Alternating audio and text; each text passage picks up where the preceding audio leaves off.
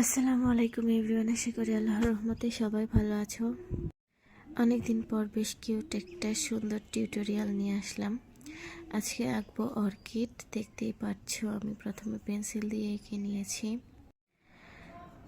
ফুলটা আঁকতে আঁকতে আজকে তোমাদের সঙ্গে কিছু গুরুত্বপূর্ণ বিষয় শেয়ার করব, যেটা আমার জানাটা খুবই দরকার। আশা করি তোমরা ভিডিওটা শেষ পর্যন্ত দেখবা। আর যদি তোমরা এই বিষয় সম্পর্কে অবগত থাকো তাহলে অবশ্যই সাহায্য করবা আমাকে। যারা যারা মনিটাইজেশন পেয়েছো তারা অবশ্যই আমাকে জানাবা যে রিচ এঙ্গেজমেন্ট কমার সাথে সাথে তোমাদের আর্নিংটাও কমে যায় কিনা। কারণ আমি শুরু থেকেই দেখছি যে রিচ এঙ্গেজমেন্ট মাঝে মাঝে থাকলেও আর্নিংটা কেন জানি মাঝে মাঝে লো দেখায়।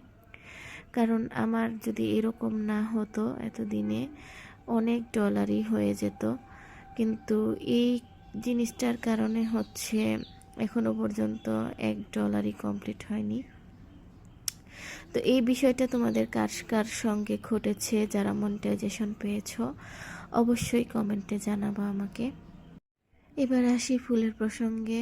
অর্কিড ফুল অনেক ধরনের হয়ে থাকে, এক একজন এক একভাবে আঁকে। আমি খুবই বেসিক একটা প্যাটার্নে ট্রাই করছি, বিকজ আমি আজকে প্রথমবারের মতো আঁকছি, যেন এটা সবার কাছে সহজেই বোধগম্য হয় সেইভাবেই আঁকা। তোমরা চাইলেই একটু খেয়াল করে দেখলেই রিক্রিয়েট করতে পারবা সহজে। আর কালার এখানে আমি একটু মিষ্টি কালার টাইপের একটা শেড বানিয়েছি, মানে রেডি কালার দিয়ে বিভিন্ন কালার অ্যাড করে। তো সেটাই এখানে আমি, মানে এটা কিন্তু পুরোপুরি রেডিশ না, জানি না ভিডিওতে কেমন লাগছে, বাট সামনে থেকে কিন্তু অনেক সুন্দর হয়েছে কালারটা, সাদা আর মিষ্টি কালারের কম্বিনেশনে।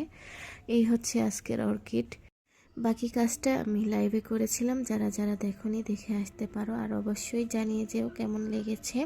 নেক্সট কী ফুলের ভিডিও দেখতে চাও সেটাও জানিও। টাটা।